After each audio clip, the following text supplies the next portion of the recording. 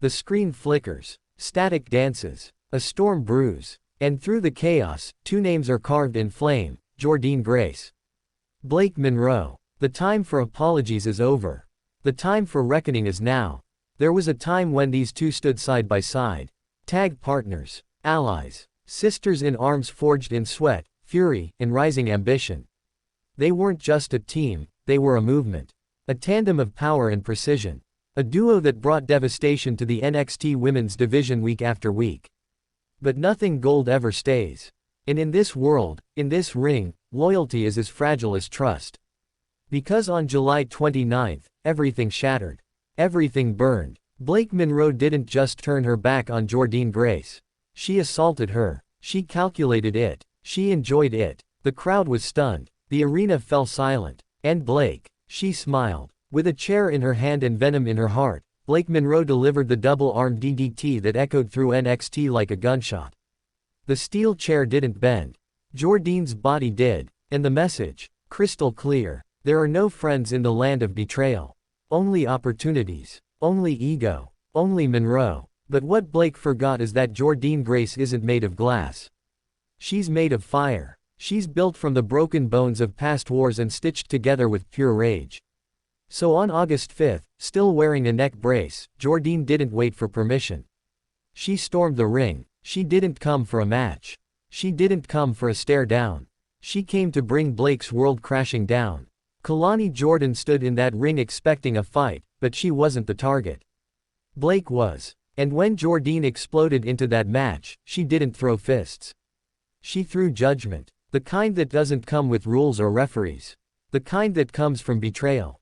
And Blake, she ran. She fled the ring like a shadow from light. She didn't defend herself. She didn't fight back. She escaped. Cowardice in motion. Count out loss. Match thrown away. Reputation thrown into question. And as the crowd roared for Jordynne, something became crystal clear.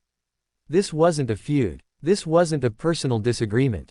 This was a war. And the battlefield. NXT Heatwave. August 24th. Lowell, Massachusetts. Not just a venue. Not just a show. A final judgment. A collision that can't be contained in tag ropes or backstage brawls.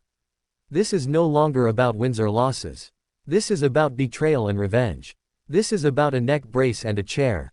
This is about Blake Monroe making the biggest mistake of her life. And NXT General Manager Ava.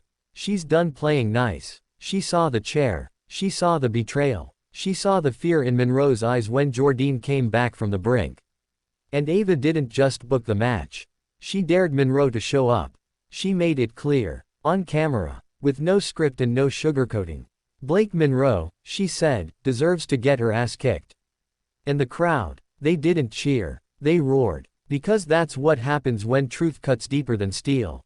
Jordynne Grace isn't coming to Heatwave to compete. She's coming to end this. Neck brace or not. Pain or not, she's walking into that arena not as a victim, but as an executioner. Blake Monroe wanted to go solo. Fine, but now she stands alone. Alone with her guilt. Alone with her cowardice. Alone with the echo of every boo and chant and curse hurled at her every time she appears on screen. This isn't the Monroe that once raised Jordynne's hand in victory. This is a new monster. But monsters bleed, too. And Jordynne Grace is bringing the knife. Heatwave will not be kind. It will not be civil. It will not be technical. It will be brutal. It will be personal. It will be final. Because there's a point where friendship dies and something colder takes its place. That point is now. That place is Heatwave. And the truth, Jordynne has nothing left to lose. She already lost her partner. She lost her dignity. She lost weeks to pain, rehab, and silence. But now she's found her purpose. And it wears the name Blake Monroe like a target on the back. There is no escape this time. There is no count-out loophole. There is only a bell, a ring, and two former sisters turned enemies. One carrying vengeance, one carrying fear, and when it's all over, only one will walk out of Heatwave without looking over her shoulder for the rest of her career. Blake Monroe chose war. She lit the fire. She swung the chair. She broke the bond. Now, she gets to face what she created. And Jordynne Grace, she's coming, not for a win, not for applause, but for justice.